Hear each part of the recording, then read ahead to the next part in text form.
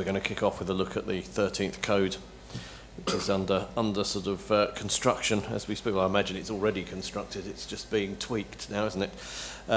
So we're going to have a couple of presentations. First of all, from Mark Collins from PhonePay Plus about the need for the code, what's in it, what's changed, that sort of thing. And then from Rory from AIME, from the sort of industry side, as to sort of what the industry sort of wants from a new code of practice. And hopefully they'll be in violent agreement. So we shall kick off, Mark, with your presentation. All right, thank you, Paul. For those that don't know me, my name's Mark Collins. I'm the Head of Regulatory Development at PhonePay Plus, which is the UK regulator for phone paid services. This is just an update, as Paul said, as to where we've got to with the 13th code. It might be worth just pointing out, based on Julian Lowry saying in the audience that there's an association with the number 13, that any nasty, scary surprises are not actually in the code. They're going to be somewhere else. Right? I think we'll start off, just to recap, by looking at why we needed a new code. Why was this a good time to do a review of the code? Well, in essence, it was sparked off by Ofcom's review of non-geographic call services in the UK.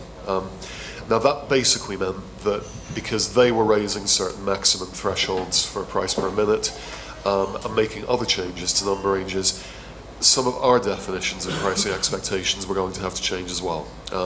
We obviously needed to look at spending caps. We have spending caps for the total cost of services.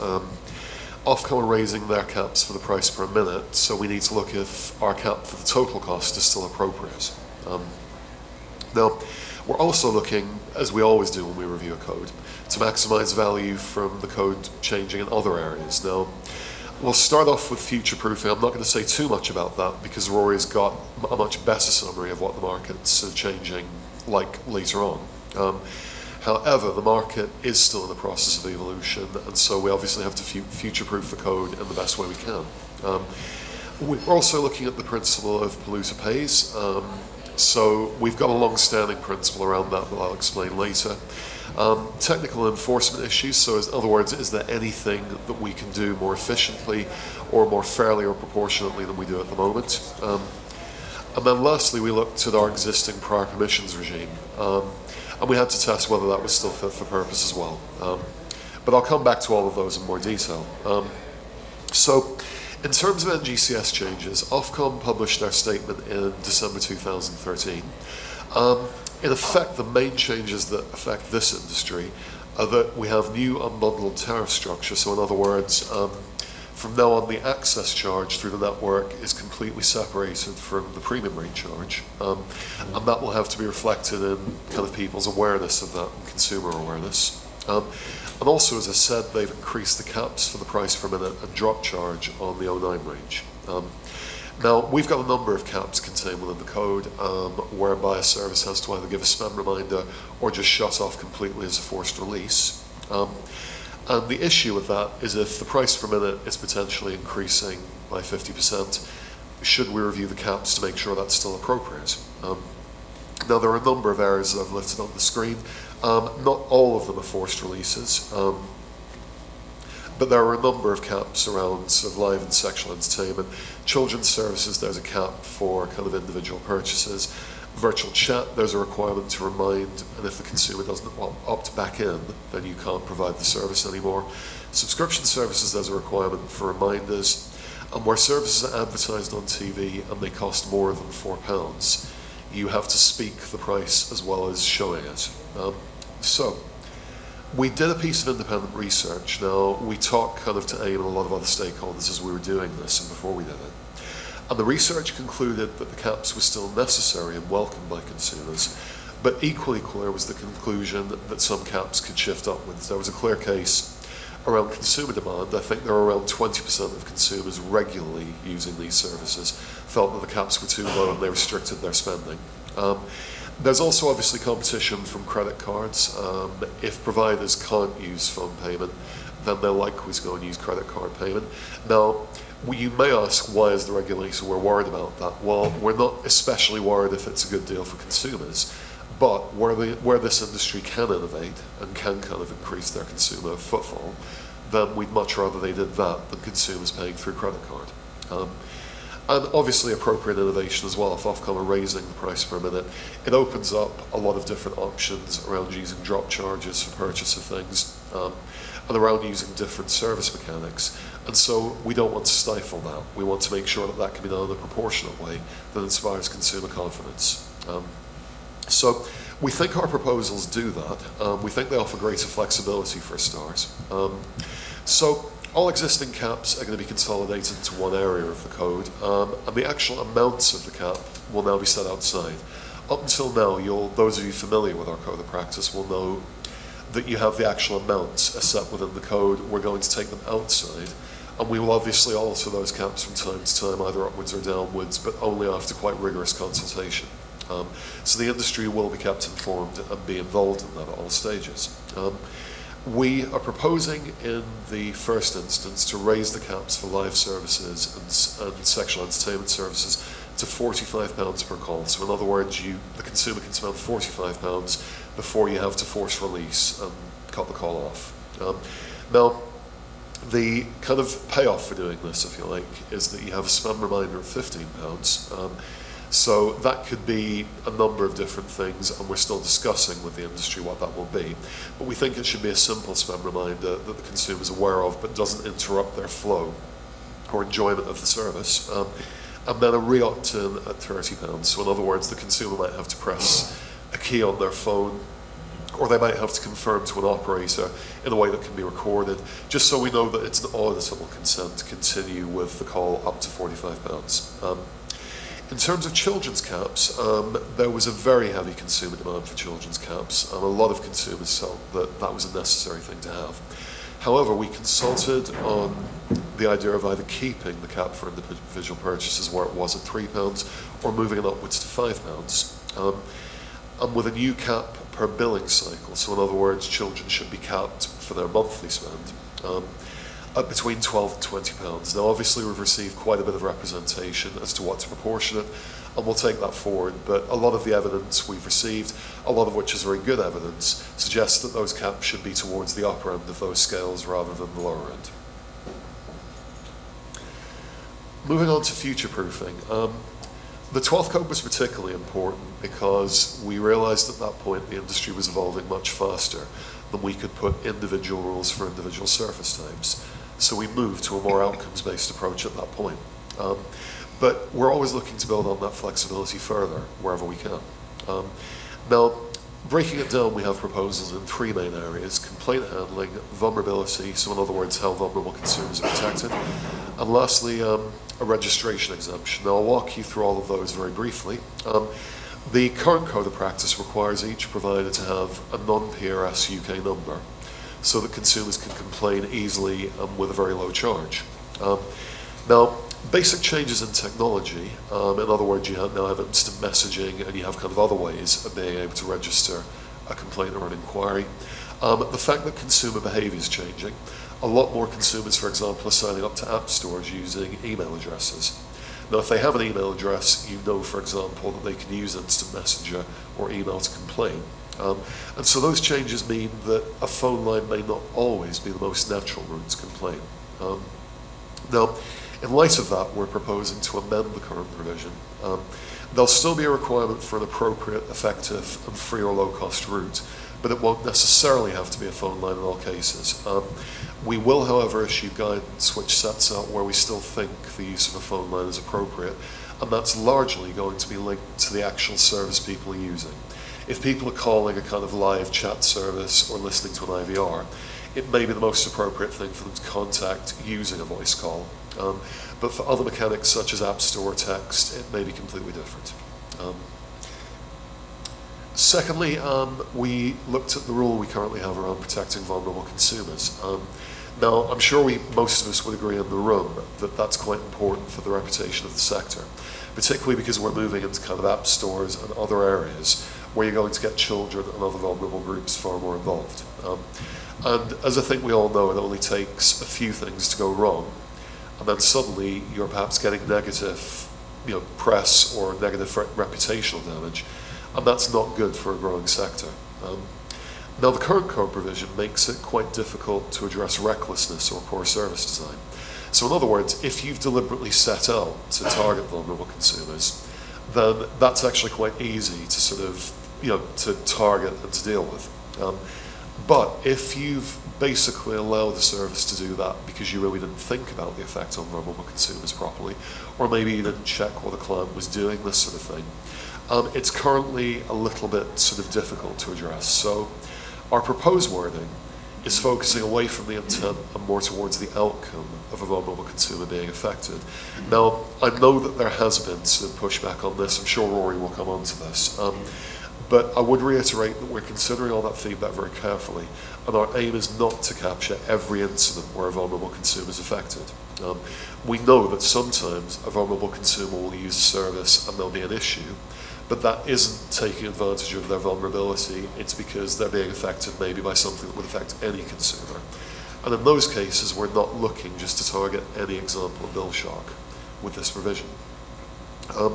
Lastly, we already have a registration exemption in place, but at the minute it only allows us to exempt service types from registration. Now again, in an evolving market, we are looking potentially to extend that to more easily allow other types of exemption. Now, for example, you could exempt by provider, or you could exempt by mechanic. So if somebody had a mechanic that we felt reduced risk, or a provider particularly was using something that others weren't, we might be able to exempt them from registration. We can already do this, it's worth pointing out, in our current code.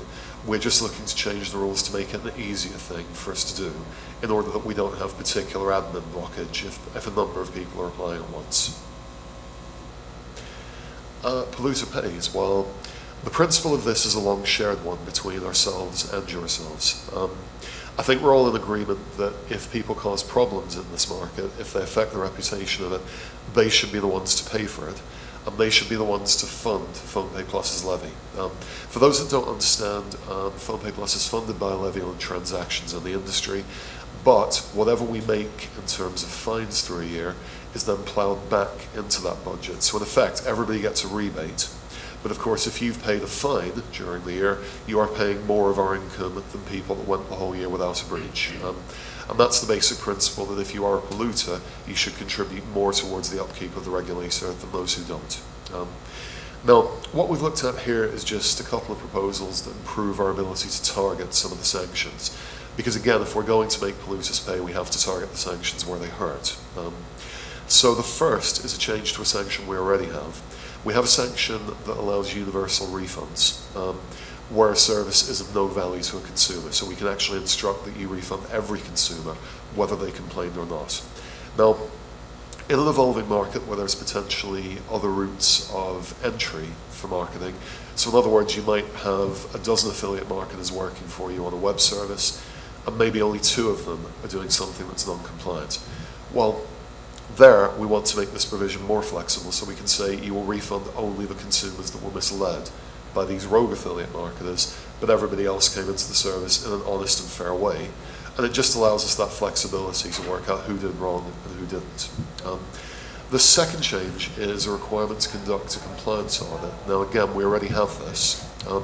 Where we feel that the provider is particularly failing in terms of the way that they do compliance, we can get them to conduct an independent audit at their expense. And they have to implement whatever the recommendations are from that. Now, unfortunately, the way it's worded at the minute has allowed one or two providers to employ people to do an audit that don't necessarily do the audit. What they do is they review the case that led to the audit. They then decide that there wasn't really a case to answer, and therefore they don't need to do anything in terms of compliance. Now, we don't really think that's a fair approach to what we're asking, but we also recognise that we can't prejudge the results of a compliance audit. So what we're looking at is that we're able to kind of set proper criteria so that the audit actually focuses on what needs to be done rather than looking at a case that's already come to light and reviewing it, and also that the audit kind of reaches fair conclusions based on a fair assessment. We move on to technical and enforcement issues. Now, it's always important to us to streamline and clarify our investigations, adjudications, and appeals processes. It's the most important part of the code in terms of how we treat wrongdoing. There are some changes that we proposed in this consultation that are quite minor, so I won't go through every one of them. because a lot of them are just seeking to clarify existing aspects of our code. But there are others that are more significant. Firstly, we've got a definition of when a Track 2 investigation commences. That's the standard investigation we would do. Secondly is the right of access to reviews and oral hearings. And then lastly, we've got a change to the maximum award for costs in respect of the independent appeals body. Now, again, I'll go through all of these. An earlier notification of a Track 2 procedure, some of you who've been in the industry long enough will know it as a standard procedure, but it's basically a standard investigation. If we notify earlier, i.e. before we have written the breach letter, we just identified that there is harm and we will be investigating it, it ensures that we can make withholds on a service's revenue at an earlier stage. Now that's important because if we feel there's a risk of an unpaid fine, it means that we can put a withhold in place before a company disappears without paying their fine and therefore getting away with it. Secondly, oral hearings. Well, an oral hearing is used increasingly during this code as an alternative to first going through a paper-based tribunal. Now, we think that creates unnecessary cost on both sides, both the provider and PhonePay Plus, and therefore by extension the rest of the industry. So we looked at the processes we currently have where you can review a tribunal decision, but you can also go to an oral hearing where there's reasons to do so. And our proposal is that we allow oral hearings only in exceptional circumstances. So from now on you'll have to go through a paper-based tribunal, but not removing the right where there's a good reason. The other thing is that we've made access to a review far easier. So in other words, anybody that asks for a review of a tribunal decision by PhonePay Plus will almost immediately get one. Now again, we're aware that there's been a lot of industry feedback. Rory will talk about this a little more in a minute. But we are still considering that we've not made a final decision on it. And then lastly, the independent appeals body is the very last resort of appeal. And we think that raising the costs for both sides will more accurately reflect the costs to the parties involved. Now the key here is that we don't raise it to a point where it becomes a deterrent. So in other words, if somebody knows that they're liable for £250,000, if they go to the IAD, it may put smaller enterprises off doing so. We think the amount that we've come up with, 125,000, is acceptable to both sides, given that we stand to be liable for £125,000 as much as those taking us to appeal would do. And then, very lastly, the prior permissions regime. Now, some of you may know this already.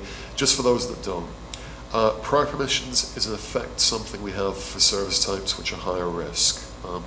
So where there's a higher risk to consumers, we will occasionally require people to seek a prior permission before they operate. Now they have to apply for that, and if they do get the prior permission, it's subject to certain conditions. So you have to actually follow certain conditions which are not normally within the code. Now, this current setup is a legacy of more prescriptive rules. We've had a lot of additions of the code, and we think that actually it's not really commensurate with an outcomes-based approach. It can create quite a complex landscape. We repeat a lot of conditions across regimes, and of course there's also the administrative kind of headache that people have to apply. We then have to consider the applications, and that can take several weeks at a time. So we're proposing to end a prior permissions requirement. So in other words, people won't any longer have to seek permission before they operate. What we're going to do is move some service types, the ones that we consider are still risky, to what's called special conditions regimes. So we will have notices that go out that say, for example, if you provide live services, these are the conditions you will have to follow immediately upon operating those live services. What it means is that you don't have to apply to us in the first instance. You can just get on with it, providing you're compliant with the conditions. Now, we would retain the ability to create a prior permission regime in a real emergency. Harking back, something like internet dialers would be a good example, where you just need to put something in place there and then. But even then, we will review those prior permissions regimes each time we review the code now, just to check they're still appropriate and fit for purpose. In the meantime, if we alter any special conditions or we introduce special conditions to new services, we will do a complete and full consultation. We can't just introduce new conditions whenever we feel like So next steps. The responses to the consultation we've already done were very supportive generally, but that masks the fact that there are some quite contentious issues that industry clearly feels strongly about. Now we're continuing to consider them. We haven't made definite decisions. I think Paul's right in that much of the code is already constructed, but there are some very key points where we're still looking at how we do things. So it isn't just necessarily a matter of tweaking. Now, we recognise that that's around access to reviews and all hearings, vulnerability, and the earlier notification of a track 2 to do a withhold. And so at the minute, we're still looking at those, and we're looking at how best to take those forward. The final version of the code is expected to go up before the European Union and the European Commission in late January of next year, 2015. And if we stick to that timescale, which we really have to, because of Ofcom's NGCS review, the final code will be approved in May 2015 and will be launched kind of immediately afterwards. We're also consulting on some revisions to guidance and what the new special conditions regimes will look like. And that consultation will go out in February 2015. So everybody look out for that, and we'll be happy to engage with you as that happens. Let's say thank you to Mark for giving a very detailed introduction to quite a lot of elements of the 13th code, or the proposed 13th code. We as AIME felt that there was a good time for review of the code because the 12th code was introduced in 2011. Between 2011 to 2013, which is quite short in the life of the code, there were some dramatic environmental changes around the whole operating environment, particularly with the boom of smartphones and consumers' access to the internet.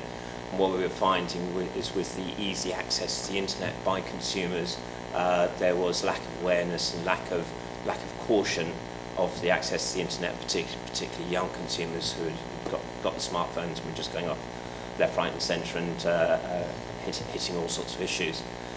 So there was that environmental change affected how PhonePay Plus, but also how the industry operates, both in targeting consumers and in consumers' usage of services. And in 2013, I think there was quite a significant increase in consumer complaints. There is a trend in consumers in the UK generally to complain more and more, but there was also a lot of it was from consumers who were getting into pre-reg services without really understanding what they'd got into, and even though they're given appropriate information and reminders, they were just going through to PhonePay Plus and complaining. And on top of that, what was essentially a pretty tight UK industry started to spread out across the EU, across European companies and even some international companies. So good time to review the code, but also behind that, really kicked off by the action in September 2013, which was discussed here this time last year, with the action against some companies who were using affiliate marketing, and there was a rogue individual or company who grabbed those advertisers' adverts in order to make a quick buck, but it was behind a piece of malware, and that caused issues not only for the 10 companies whose advertising had been hooked in by that malware, but virtually everybody else who was using affiliate marketing was so shocked at the opportunity of your service, which has been heavily advertised, being shut down as within days, that everyone who was using affiliate marketing then said, we're not going to market into the UK, and we saw a dramatic drop in service usage and market revenues. So what AIME has done with PhonePay Plus has worked extensively with PhonePay Plus over the last year, not just uniquely on the code, but looking at the application of the code. How does PhonePay Plus apply its regulatory action or regulatory processes to the industry that's been regulated? And I think it's the application of the code more than the code that is actually very important. So what industry needs from regulation is first of all, a stable operating environment. If you're doing all the right things and you've applied by what you believe the code says, and it's a principles-based code, so an interpretation can be different across two individuals. An interpretation can be different between the market and the regulator. If you believe you're doing the right things based on the code, which is essentially how you're conducting your services, you should be able to continue in business, and that's what AIME's trying to achieve with the work we do with the regulators, to make sure that people who are abiding by the code as much as possible can feel safe in running their day-to-day business. And this is what I also call is business risk surety. There is a risk when you run a business. You put a lot of money into marketing, you put a lot of money into your services. You've got to wait anything up to 90 days for money to flow through from consumers' usage, so there's a bit of financial risk as well. And what you want to do is have your accountant sit down and work out what your business risk is, and be sure of that business risk. And your risks are really around consumer usage, whether your marketing is successful, etc. And it shouldn't be around regulatory action. Furthermore, we are working quite extensively with PhonePay Plus to look at technology-neutral regulation. So premium rate service, which evolved from voice services, which was you use your same phone that you used to phone your granny to phone Sexy Sue. It just costs more, and you got a bit of a different service than you got from phoning your granny. That was really all-encompassing parts of the service and part of your phone bill. And I think over the years that the premium rate services have effectively evolved into a billing mechanic with a service and an advertising element attached to it, very much like iTunes would have an app, which is the service, a billing mechanic, which is their iTunes usage of your credit card or vouchers, and the advertising, which is based on the provider of the app and how they advertise it through the App Store or separately. So we're looking to make sure that the processes that are applied by PhonePay Plus, which is all-encompassing around the service, the pricing, the charging mechanic, and the advertising, actually has a similar set of treatment to if it was a service using a completely different billing mechanic. So the FCA would look at whether the credit card charge was used incorrectly. The ASA would look at whether the service had been advertised incorrectly, and trading standards would look at whether the service was actually fit for purpose. And they have processes, although they're different beasts. They have processes which we're trying to make sure that the same processes and treatment of the market is very, very similar inside PhonePay Plus. So as a provider, if you've got a dual billing mechanic around your product, and your advertising is the same regardless of the billing mechanic, and your service is the same regardless of the billing mechanic, your treatment by the regulator should be the same regardless of the billing mechanic, and this is what we firmly believe and what we're trying to apply. We do acknowledge, though, there is a big difference between premium rate, which is totally frictionless and age neutral, so anyone can use a premium rate service regardless of their age, as long as they've got a phone with some money on it. We know there's a difference between that and a credit card mechanic, which is you have to be 18, you have to put your credit card details in, you have to have signed up to accept the charges. So we know that there is that difference, but everything else should be neutral.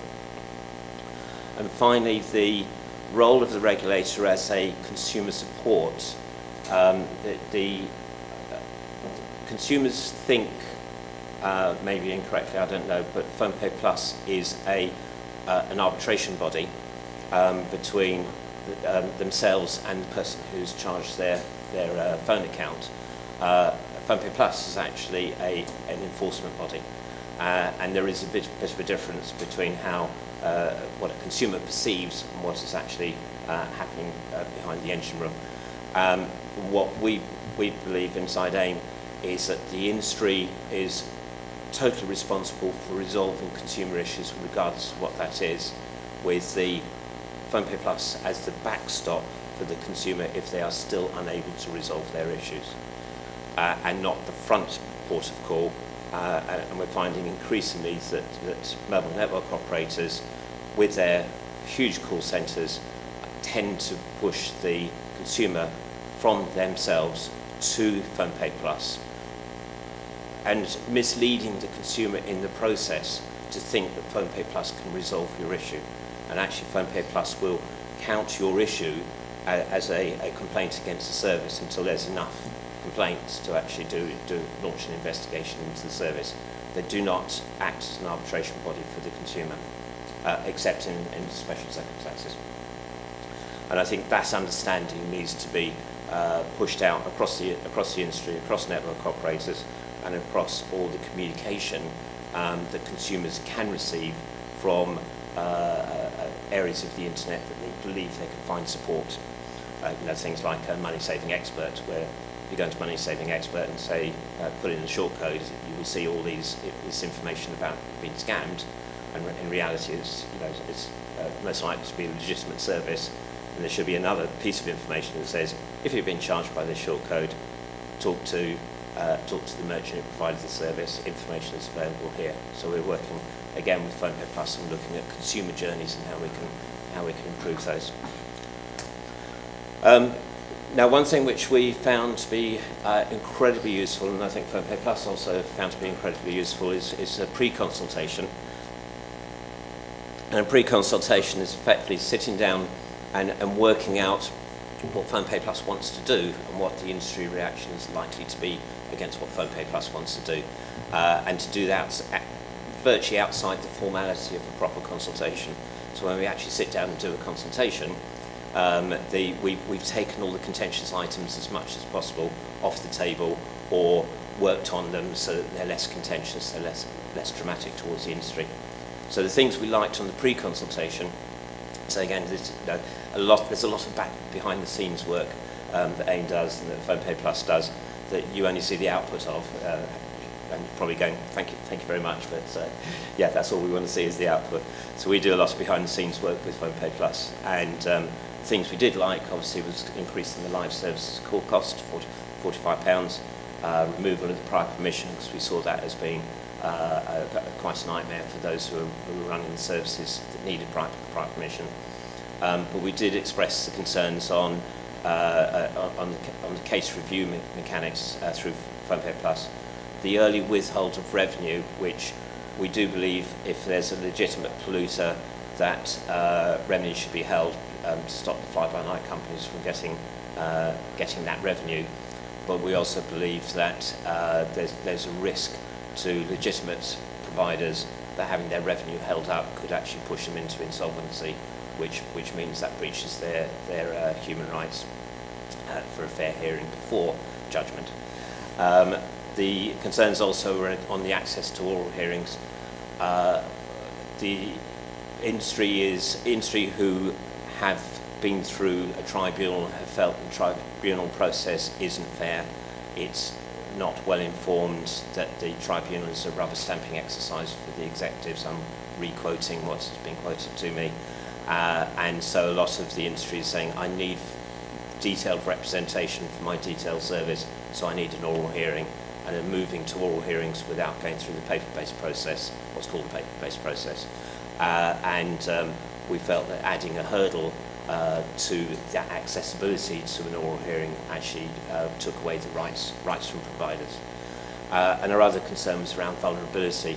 It is very easy for a vulnerable person to use a service that's not targeted at that vulnerability. And what we don't want to see is a breach based on that person using that vulnerable person using that service. What we want to do is see a resolution between the vulnerable person or the carer for that vulnerable person and the service provider, and that's to be handled behind the scenes. And if it's not handled correctly, then obviously there's further work to do. But most of the time, most providers will say, yes, you were vulnerable, accept your vulnerability, here's your money back, and thanks very much, and that should be the end of it. Looking through the consultations, Mark has gone through quite a lot of them in detail. These are the things that AIME members did like, which is the call cost cap, the prior permission regime change, we did like that.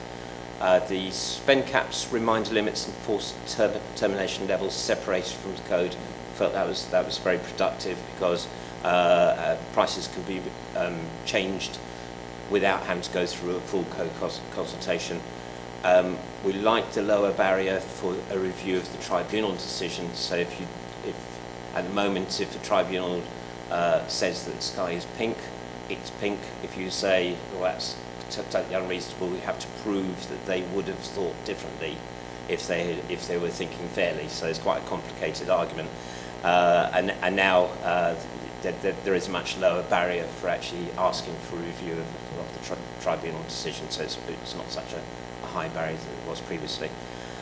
We like the early notification on track 2, so we found a lot of providers were all communication stopped between them and PhonePay Plus about their service, and they knew they were going to get in front of the tribunal at some stage, but they didn't know whether they needed to change the service, stop the service, continue the service.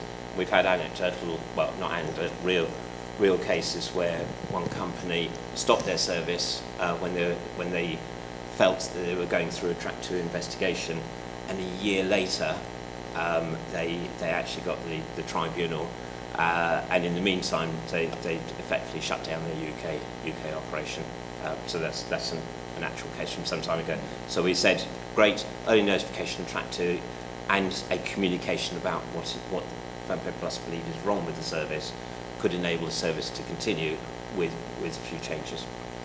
And the other thing that we did like is the alternative consumer support mechanics. We believe if you're engaging with the service electronically, you should be able to request some help or information about the service or the charge using the same electronic means. It doesn't have to be a phone call. There was a little bit of resistance from members about that. I think there's quite a few members that still want the requirement for a phone call between the consumer and the service provider. But as we evolve, we believe that should be as long as it's appropriate and effective, alternative mechanics for consumer support should be developed, should be allowed to develop. The things we had concerns with or we just didn't like is spend reminders. So what we've actually said on spend reminders, with NGCS, the consumer should know the price of the service because that's in the advertising. They should know, but they probably won't know the charge that the network operator applies on top of that, so the network charge. So the service will be promoted as, let's say, £1.50 a minute plus your network access charge. Consumers expect to know what their network access charge is. If you have a £15 spend reminder, what's the consumer going to think? The consumer's going to think, let's say, the network access charge is another 50p a minute on top. £2 a minute, £15 equals 7.5 minutes. The provider's only going to give a £15 reminder based on the cost of the service. So you've again got a situation where consumers are effectively going to have bill shock because what they thought was £15 is actually £20. So we're saying if it's going to be a spend reminder, it needs to be non-intrusive and it needs to be time-based. So and let the consumer do the mathematics. So if it's a £1.50 a minute service, you get a 15 or a 10-minute reminder, and you're told right up front you will have a 10-minute reminder, so the consumer knows that's a 10-minute reminder. The service provider knows that's £15. So there's a bit of a difference, so that you don't get that bill shock situation with the consumer. So we've put that back in as a suggestion for PhonePay Plus. We've also said that the actual service should say right up front, this is how much the service charge is, and you'll be given a reminder at this point. And then the reminders are non-intrusive. That's what we believe an effective service should operate like. Children's service definition we put in for £5 per single spend and £20 a month total spend on the service, because we believe that a lot of services operate around that level, but we're also slightly concerned around how you identify children's service, and what we don't want to see is adjudications on a company that's done broad targeting of their service, but a child has used it. And a very good example is Candy Crush. Candy Crush is a service that you would fits the definition of a service that's aimed at or particularly attractive to children, because it's got lots of sweets on and pretty colours, etc., etc. But it's got an in-app charging mechanic that can run up quite a high bill. Albeit that the majority of people using it aren't children.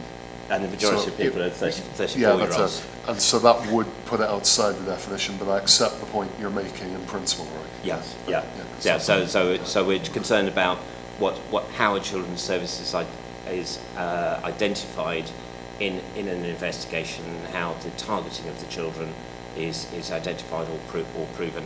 Similarly with vulnerability, as I said before, it's the targeting of a vulnerability, so targeting people who are likely to be in debt with debt management situations. You have to be very, very careful of how you target that particular vulnerability. What we don't want, my anecdote is near to PhonePay Plus there's a little shop as you walk past, and on rainy days they put their umbrellas out the front. Is that targeting vulnerable people because it's raining, or is it just being very clever with your shopkeeping? And then they put the sunglasses out 5 minutes later when the rain stopped. And again, is that targeting a particular vulnerability? So a lot more work to do on that. We did raise an issue against subscription services being pulled in with live services, and the issue was we were concerned that because subscription services have a spend reminder, and the spend reminder requires no action on behalf of the consumer if they want to continue, and live services have a spend reminder which requires an action on behalf of consumers if they want to continue. We didn't want those two mixed up in the same area, and for a subscription service provider to be caught in an adjudication because they didn't stop the service when they didn't hear from the consumer. So we asked for a separation of that. We didn't like the raised barrier for oral hearing. We believe that rights of providers, nobody sets out to be going through a track 2 process. When they do end up in a track 2 process, we want the provider to have full legal and human rights afforded to them, and that if they decide that they need a full-blown oral hearing rather than a half-hour paper-based exercise, that should be their right to be able to ask for that. They can ask for it, but there's a higher barrier, and the decision maker of who actually allows that oral hearing to carry on without the paper base is PhonePay Plus, and that's not independent enough for a decision process. We very concerned about the withholds and notification of track 2 because we felt that some companies could be pushed into insolvency, and your rights under human rights, UK human rights, as well as European, is that you're assumed to be innocent until proven guilty, and holding on to your money and pushing you into insolvency effectively says you are guilty, but you now have no opportunity for a hearing because you don't exist as a company anymore, and you can't afford to go off to your solicitors. So we felt that needed a lot more work. There is a memorandum of understanding between Ofcom and PhonePay Plus, which has been changed recently, and that took Ofcom away from having the final sign-off on the PhonePay Plus budget. We were just concerned that in any corporate you have oversight on the almost independent oversight on the budget, either shareholders or board of directors. We felt that was necessary for PhonePay Plus to have an independent oversight on its budget. Otherwise, it's not good governance. And finally, registration exemption. While we believe there are situations where that will be needed, we need more understanding of what those perceived situations are going to be and how they're going to be handled. So what we don't want is the level 1 providers having a very complex environment of if I do business with this company, they're exempted because of this situation. If I do business with this company, they have to be registered, and then find themselves into an administrative nightmare which could catch them out with an adjudication of working with an unregistered party without really knowing it. So more detail really. And our recommendations, and this is quite an important area, is admin charge, a couple of simple things. Children's services, £5, £20. We believe these are the levels where harm occurs. Now, I know there was some research, but the research was on parents to say, what would you like your child to spend? Well, as a parent, I'd like my child to spend nothing. But at what point does harm occur when they do spend? And I believe it's £5 per transaction. And don't forget, this goes up to 16, and a lot of sort of 13, 12, 13, 14, 15, 16-year-olds want control over their own expenditure anyhow. They just say, give us the pocket money, Dad, and I'll spend it however I like. So we recommended an uplift. Proportionate admin charges, if you go through a case and there's like four cases held against you and 2 of them are not upheld, then you shouldn't have to pay the full admin charge for that case. We felt that would be fair.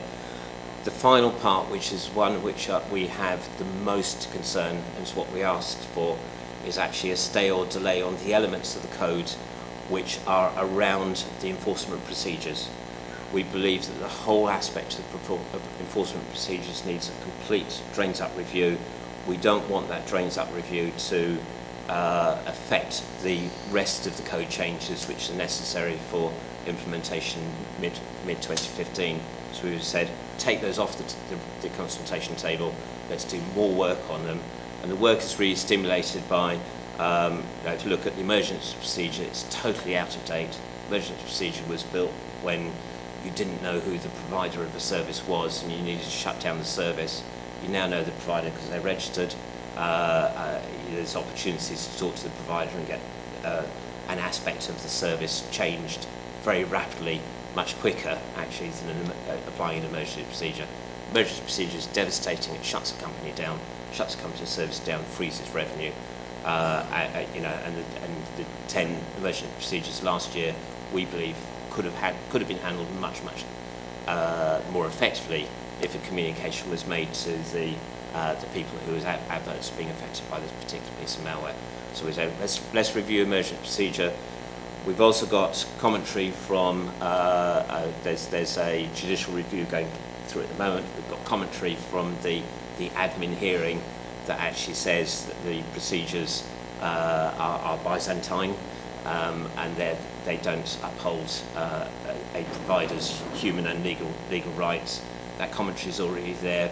Based on that commentary, any regulator... It was the commentary that referred it on, wasn't it, if I remember rightly? Sorry. The judge that referred this for judicial review, I believe, made that commentary rather Yes, than being part of the JR itself. Yeah. Yes. Based on the information he had in front of him, which is quite detailed from the barrister, he felt processes were Byzantine and that that some of the application of the processes didn't support a provider's legal and human rights, and therefore, based on that, he allowed the Orlando, who it is, to go forward for the judicial review. But that commentary is in the public domain, and based on that commentary, we expect PhonePay Plus to actually take heed of that commentary and have a review of the processes. It may not necessarily be the code that's the issue, it may be how the code is being applied in particular situations. And also, we constantly hear from the industry about the independence of the compliance panel. It's a body of 12 people, of which people are selected from those 12 to adjudicate. Some of those people also sit on the board. Some of those people interface with the board. It does look like in quite a lot of cases that there is just it's either complete lack of knowledge, complete lack of defensive position by the provider, or a pure rubber stamping exercise on some things, where some of the decisions that have been made, and I've read through quite a lot of them, no one in their right mind would have taken the same decision, and yet the co-compliance panel has rubber stamped it and said yes, it's a breach.